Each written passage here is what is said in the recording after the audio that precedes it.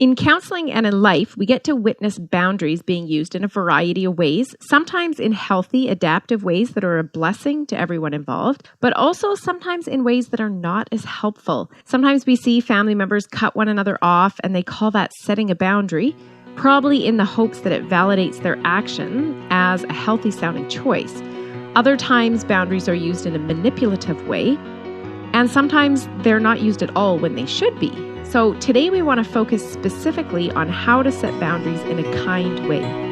The Marriage Podcast for Smart People is designed to help busy couples like yourselves move away from conflict and unhappiness to build a marriage you'll love today and treasure for a lifetime. This podcast is made possible by listeners like you. Learn how you can help save marriages, prevent divorces, and keep families intact by going to oyf.support.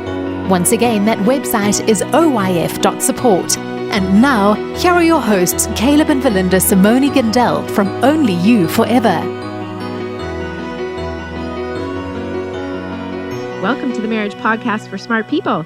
If you want to build a thriving, passionate marriage, we've got the research, the truth, and the answers you're looking for. We have a thoughtful episode for you this week. This is episode number 245, and today we're going to be talking about how to set boundaries in a kind way. Hey there. Before we get started, if you missed last week's episode, we discussed the 4 horsemen. Those are 4 behaviors that are very likely to lead to marital failure. So that's worth going back and checking out. Also, make sure you hit that subscribe button so you don't miss any upcoming shows from us. And something else you don't want to miss is our cruise, the Marriage Cruise for Christian Couples, February 2020, departing from Fort Lauderdale, I do believe, down in Florida. Yep. And Caleb, last week we went over the first couple sessions. Sure. Oh, yeah, a couple more sessions. So sessions. while we're cruising on the Caribbean, what else are we going to be talking about? Yeah, so we time these sessions so they happen around the port calls or on sea days, so you don't kind of have to miss any of the cruise fun. It just is, great sort of downtime to... It's extra rather than instead of. To reconnect. And yeah. Now, session 3 is about sex. Mm-hmm. And it's a funny session. It's always a little bit quiet in the room. Yeah. Because everybody's like, he's talking about sex. But, we kind of get into routines and ruts as couples. And this just gives us a chance to go back and kind of review the whole spectrum of our sexuality and our sexual intimacy as couples, and to open up the conversation around some of those things. Yes. I think that's what someone said after the last cruise. It's like, it's so much easier to have those conversations once they're already started in the session. Yeah. Then it's just a continuing of the conversation. It's not like trying to bring it up. Yeah. So if you had a little bit of a rut, and we all get into ruts, it's a great session for you. And then the 4th session is about supporting each other through difficult times. So we kind of pivot and turn towards the challenges that couples are facing. Look at how we respond to those differently as husbands and wives, and and then how to talk about those issues as, to whether they're something that you're able to change or whether they're difficult to change, whether they're high priority or low priority. We kind of map those things out in a quadrant, and that really helps distill what matters to your spouse right now. So things that, they might have kind of been mentioning, that they're there, but you didn't realize that this is really important and that I can help you with it. Kind of thing, right? So couples, while they bring up difficult stuff during this session, they leave this with a lot of hope, because it's like, okay, now my spouse sees it, and we have some ideas about how we're going to work on this. You become unstuck. Yeah. Yeah. So it really helps move forward through current challenges, or maybe even long-term challenges that you've been facing as a couple that have been kind of gotten, like Berlinda said, got stuck. Yeah. So back to today, though. If you're struggling with your marriage, we offer sound research-based advice, and most of all, we offer hope. Yep. So let's get into the topic of boundaries, Caleb. What are boundaries? Yeah, so the term is used to define rules and limits that you set in a particular relationship in order to establish a sense of safety. That's usually the primary purpose. And in particular, that sense of safety comes from an appropriate balance of closeness or distance in the relationship. In the context of marriage, boundaries are mostly used to set the terms in which you're willing to be close to your spouse. Okay. And for example, you might say, I'm not going to discuss our marriage issues with you when you're under the influence of alcohol. Right? So that might be a boundary, setting the terms on which you're willing to be close to your spouse. Or, I am willing to experiment with you on incorporating that new technique or idea or role play or fantasy that you have into our sexuality, but I need to know that if I ask you to stop, you'll stop. That's a boundary that is stating the terms in which you're willing to engage in something around your sexuality Okay. as a couple, right? So why are they so important? Like, why is a boundary important in a relationship? Well, as I mentioned, it helps establish a sense of safety, and that's foundational for trust. Okay. Yeah. Trust is foundational for deepening your intimacy as a couple. But I think boundaries also help the individuals in the relationship to feel comfortable. And then the other thing, too, that's worth noting is that they relate to self-esteem. So, let's just kind of unpack this a little bit. Boundaries often define ownership and responsibility. And those are issues that also relate to self-esteem. They set out the terms of what each person is responsible for in the relationship. Each spouse is, for example, responsible for their own bodies, their own words, emotions, attitudes, values, preferences. Right. And when each of you understand those boundaries and agree to abide by them, then emotional intimacy has a strong foundation to grow on. So when you say understand these boundaries, that's like what your spouse prefers surrounding their body and everything? Or just the boundary is that you're both responsible for yourselves? I'm just a little bit unsure what you meant by that. It's what your spouse prefers as it relates to their body, their values, their words, how they want to be spoken to. So it's like me respecting that. Yep. And so that's how I agree to abide by your boundary, because that's how you... But it's also you respecting yourself by telling me what you need. Oh. Right, so it goes both ways. Okay, and so that's how the emotional intimacy is growing there. Okay. Yeah. And that's the reason why marriage vows are important, because both parties are stating some basic terms that they agree are essential to the relationship to create safety, to create a foundation for trust, for intimacy. Okay. Yeah. And sometimes there are additional explicitly stated boundaries. So, for example, one spouse might say, I do not want you texting other men or women, right? That might, for whatever reason, that might be a sensitivity with that person, not stated in the marriage vows, but they are terms for the relationship. Okay. And then there might be implicit boundaries. That's like not stated, but... Not stated, but are there. And, those are interesting too. For example, I expect that as long as you're able-bodied, you will work to provide for our family. That might be, one spouse might have that expectation as a boundary. Yeah. It might be implicitly stated. Okay.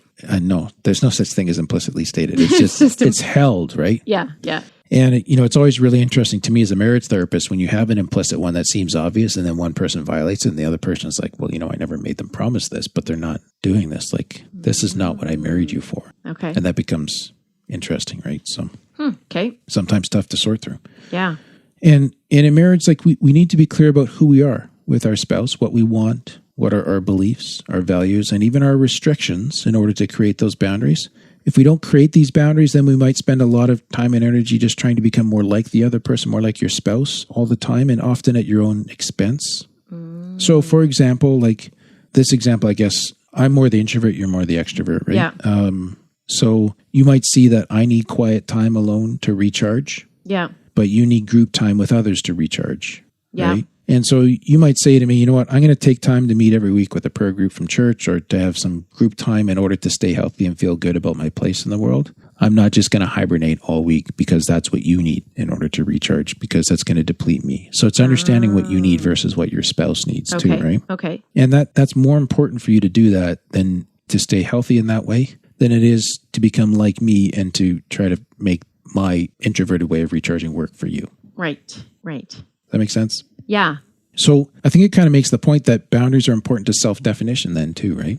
And to self-care, like who you are, what you need, to self-esteem, to comfort, to safety. And that may all sound selfish, but the goal here should be towards the relationship when doing this, so that I'm setting boundaries that allow me to give myself more fully and completely to the marriage in an expression of healthy independence and interdependence. Okay. Just the word boundary just seems so different from giving myself more fully.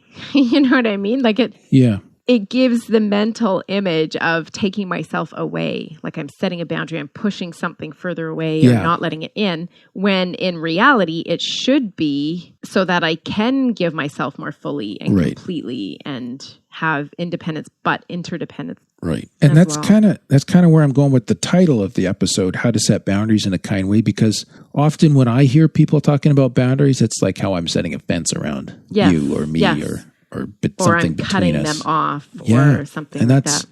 I think people do that because they picked up this psychological term and it sounds like something healthy and it excuses their bad behavior or their unwillingness to grapple with the more difficult conversation about what needs to be done so that we can move towards each other. Yeah. Okay. But, in its proper sense and term and set of terms, boundaries really do describe how people can move towards each other. Interesting. Not how they're building walls between themselves. Yeah. So different from the stonewalling. Yes. That We talked might about say last time. that it's a boundary, but it's not a boundary at all. No. It's just a cutoff with a word that we're borrowing from something else. Okay. So we want to get into how to set these, but once again, we've created a bonus worksheet for our supporters that we appreciate so much, those that support us on Patreon and our community there that help make this podcast possible. This worksheet breaks down the process for you with a step-by-step guide to identifying, describing, and then communicating a boundary that you know you need to set. So if you want help stepping through that in a detailed, thoughtful way, you want to get the worksheet that we've created to go along with this episode. And you can get this by becoming a patron of the Marriage Podcast for Smart People. We'll take a short break here to tell you more about that. What happens when the fairy tale marriage meets reality? Too often, high expectations lead to disappointment, communication breaks down, and the struggles of day-to-day life become overwhelming, leaving you feeling lost and without hope. Unfortunately, marriage does not come with an instruction manual. Marriage troubles are deeply personal and can take a toll on you, your spouse, and your family. Counseling can be expensive and divorce is very costly. It doesn't have to be this way. Caleb and Valinda understand your pain and frustration. Their mission is to help save as many marriages as possible, and to date, thousands of couples are helped through their weekly podcast. But the most important marriage they want to help save is yours. With a minimum of a $10 investment a month, you gain access to exclusive bonus content and valuable information to help you succeed in your own marriage. Learn more about saving marriages and how you can help at oyf.support. That's oyf.support. You're listening to the Marriage Podcast for Smart People. Before the break, we were talking about why boundaries are important. Let's talk about how to set them in marriage in a kind way. And let's also talk about how to set boundaries with in-laws or parents, because that's a common area of challenge as well. Okay. So how do we set them in a kind way? Well, I think the first thing is to communicate openly. So while it is very normal to need time to collect your thoughts and feelings, don't use that as an excuse to prevent this discussion from happening. So we might avoid a discussion around a boundary because we're scared of hurting the other person sometimes, or it just feels like it's going to be an uncomfortable discussion. We want to avoid that discomfort. And while hurting them should not be a goal, sometimes we have to understand that it's unavoidable, especially when we're setting a boundary that limits a certain kind of behavior. Then there is an element of confrontation, and it is inevitable, but that your spouse is going to react to that. But you don't need to divert into blaming or into the victim stance or any of that. Just be frank, be respectful, and communicate the boundary in a clear, straightforward manner. Okay. So can you give an example of a boundary or something here? A boundary like this is like, I've noticed that when we go over to so-and-so's house, whatever happens there, you tend to make fun of me a lot more in front of that couple. And so if that continues, then I'm just not going to be able to go with you over to their house anymore. Okay. Because I need to know that when I'm there, that I'm still respected and valued by you. Okay. So you've stated it clearly. So the boundary is... And you could be like, well, you're saying that I'm acting like a jerk when I'm over there, right? And you're quite hurt that like, what? We just have a good time, and why are you so sensitive? Joking. And Okay.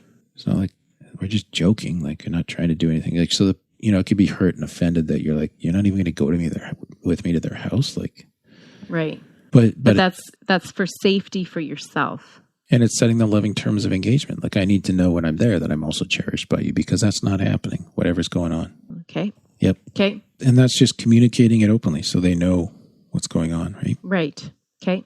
Now, when you do set a boundary too, the next thing is you need to be willing to follow through on it. Which I think would be the hard part.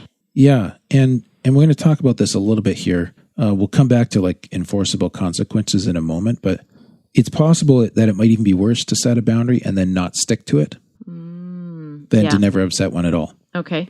When you set a boundary, you don't follow through, it gives your spouse an excuse to keep crossing the boundary. It really kind of weakens your position in the relationship. Well, there really is no boundary. Not really, if you're not going to enforce a consequence. It's just a complaint, really. Yeah. Yeah. No, in some cases you may wish to just issue a complaint. Just says, when you do this, this is how it affects me. Right. And let your spouse see if they can figure it out. Right. Not everything has to be a boundary. Right. Yeah. But then that's not a boundary. No, it's a complaint, but a complaint is also legitimate. Agreed. Yeah. Okay. So having said that, sometimes we recognize the boundary was too vague after the fact, or we might be confronted with a unique situation where it seems to fit the boundary that we've set. But you know what? We need to make an exception, like something different happened in that scenario.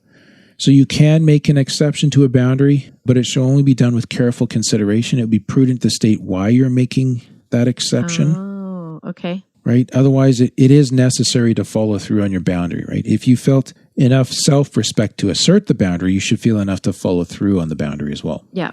Yeah. Okay, that makes sense. That makes sense? Yep. The next part is being clear in it on who owns what. So rather than blaming your spouse for how you feel, and this is more as you're giving consideration to setting a boundary, you want to take a step back and reflect on the decisions that you've made within the relationship too. Like, how have those decisions contributed to bringing about this point of contention or even facilitated the boundary violation? So while you may choose to set a boundary, you want to be careful not to set your spouse in a double bind or in a no-win situation too. Okay. Probably an This one's example would just help not, there, yeah, right? this one's not quite as clear. Like, you have to give them somehow where if they change, you can relate again or Yeah. something like that. That's right. Like, the boundary has to be set up in a way that they can move towards you. But Yeah. one example of like a double bind or a no-win situation, and I'm just going to say this very carefully, is if I come to a point in my marriage to you where I'm not willing to be sexual with you in any way, and I'm not willing to talk to you about that, and I still have the expectation that you will not go outside of the marriage sexually, Okay. then really I'm breaking my side of the marriage covenant, which is to give myself to you sexually, Okay. while expecting you not to break your side of the marriage covenant. Oh, okay. It's really a double bind, right? Okay. So how is So that's that not a a boundary? so my boundary in there is that you're not allowed to have any kind of sexual experience on your own or outside of our marriage. But then not part of the boundary is the fact that I'm not willing to give you any sexual intimacy either. Oh, so that's how it's a double bind. It's a double bind, right? Oh, Now, is that see. really a fair boundary? I'm not saying you should make your marriage an open marriage as a No, result. no. But this is just the kind of situation where you want to be clear on who owns what. So, your spouse in this case might say, like, you know what, I'm not even allowed to take care of myself. If, they were open to the idea of masturbation or something like that. But then I can't have sex with you either. And they might get very frustrated with you because they're in a double bind. Okay, but I thought you just said that a boundary was, like a healthy thing to bring you together. Right. So in my mind, that's not a boundary. That's just Right. a controlling issue Right. or whatever. Right. So something's off there, right? Yeah. And this is where you need to begin to collaborate. This is not around a boundary issue anymore, although it might look like there was a boundary set around it. That's kind of what I'm saying. So okay. it's like, how can you guys move towards each other now? How can you solve this or restore some aspect of sexuality to your marriage? Even if Okay. maybe for health reasons or whatever, you're not available like you used to be. Yeah. Is there some way that there can be sexual intimacy, even that's not like sex in its strictest form between you guys? Okay. Okay. So that's All right. kind of one example. That one's a little bit foggier, but it's just kind of really watching that, there's a fairness to, A fairness to your boundary. Okay. That makes sense then. yeah. Okay. Now, kind of coming back to what we were saying about following through on the boundary is just this idea of choosing enforceable consequences. So quite often, like the one example I gave is, if we're going to go to their house and I'm going to be mocked there, Yeah. then I'm not going to go there with you anymore. Right. So that's choosing an enforceable consequence. Okay. Right. Because it's very clear that you just wouldn't Yep. go. Okay. Yeah. Now, you may not wish to have consequences for every boundary. That might look more like a complaint, which is just sort of saying, you know what, when you do this, I feel this way, and I would Right. like you to not do that. Okay. Right.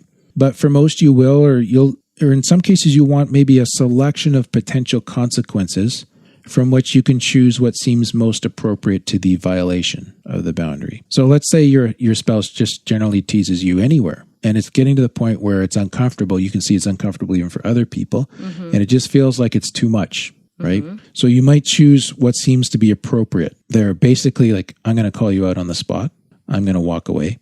I'm going to take the kids and leave. Or I'm going to talk to you about this afterwards, and we're going to sort out what was going on for you in that moment because this has to stop, right? Okay. And so, if you see your spouse really trying one evening and they've recognized they've got into a pattern or a bad habit, and, a little kind of side jab comes out and you can see them almost flinch like they recognized, right? Then you're like, okay, I don't have to enforce I'm going to walk out of here and make a scene. Right. One, because sometimes what I see couples doing is one of them will set the boundary with too harsh of a consequence and then a milder behavior happens. And they're like, well, if I don't follow through on the consequence, then the boundary is nullified, really. Okay. So this is, in those cases, it can be helpful to have a spectrum of potential consequences. Oh, okay. Okay. So you're still upholding the boundary by talking to your spouse afterwards. Or if you go somewhere and they're just like totally lost consciousness of you and your needs, then you can confront them and walk out if that seems appropriate. So you have that available. Okay. But it's got to fit the violation. It should be proportionate to the violation.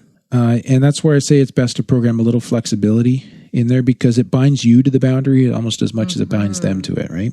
Okay. Yeah. Do we need another example on that or do we think we have that illustrated out okay? It makes sense to me. Okay. So these kinds of things can get complex in a hurry, and that's why it's important to be clear about the terms of the boundary and also the consequences of the boundary, and then to leave yourself the option of which consequences you'll enforce and to what extent. And where this often, I get very nuanced with this working with couples, especially where it's a partner of a sex addict or the partner of a porn addict.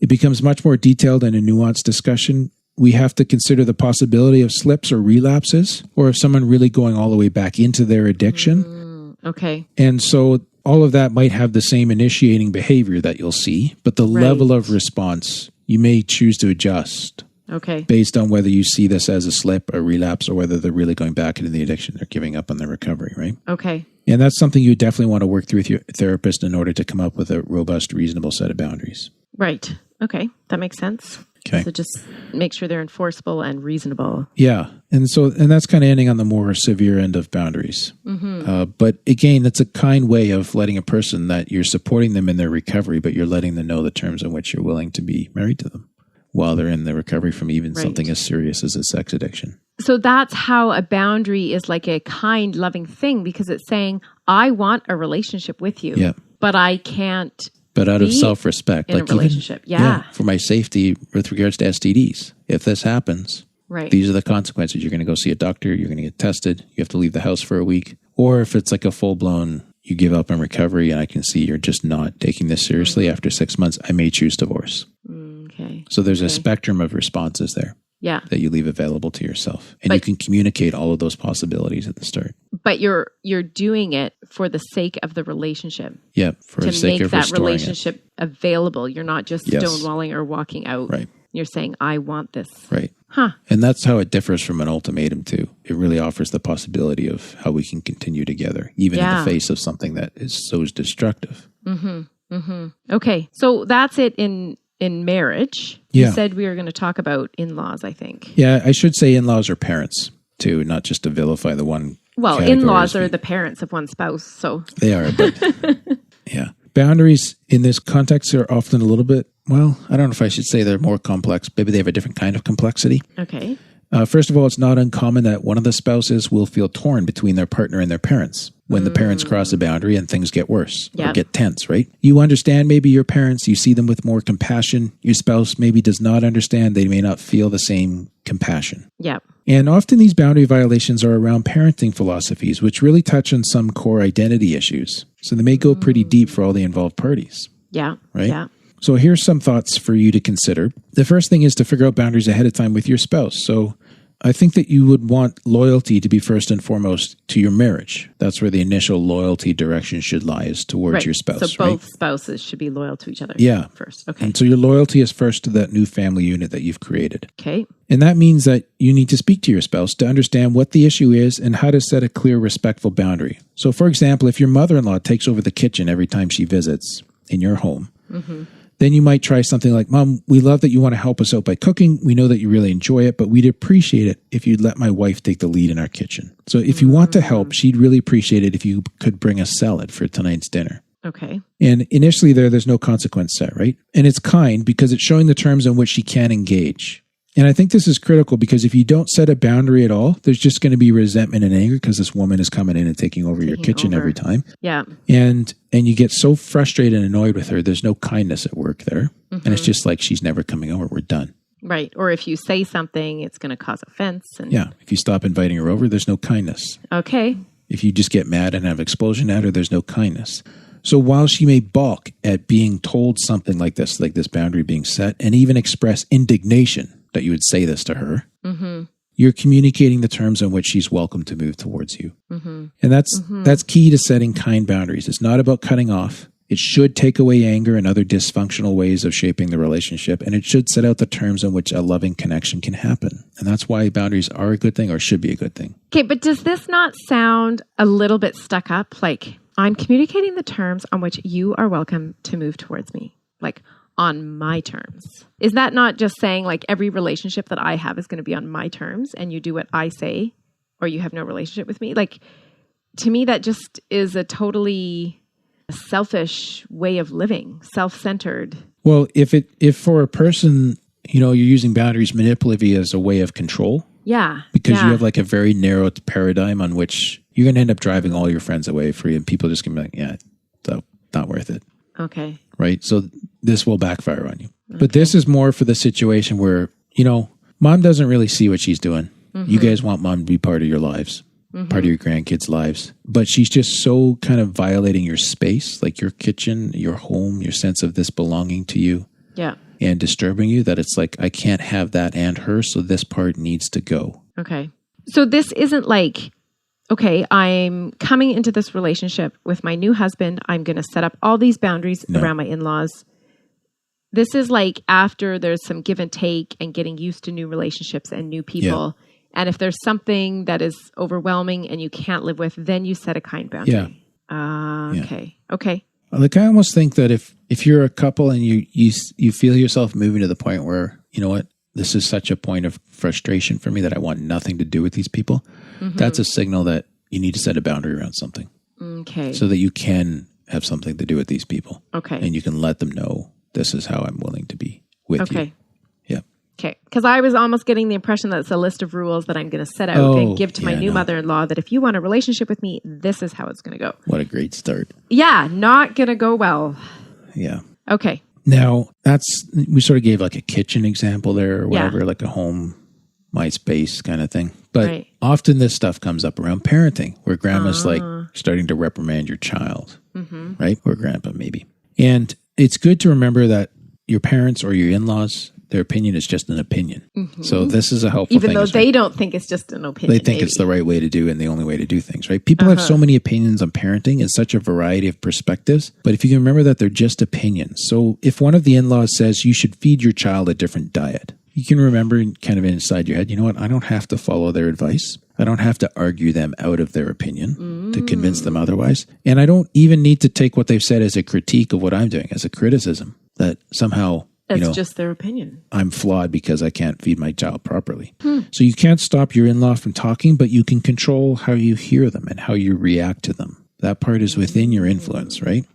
Within your control. So sometimes you may not even need a stated boundary. You may just choose to set a mental boundary in your head that says, you know what, I'll take my mother-in-law's opinions on feeding children as an expression of her perspective and no more. Okay. I choose not to see it as a criticism of how I'm feeding my children. Okay.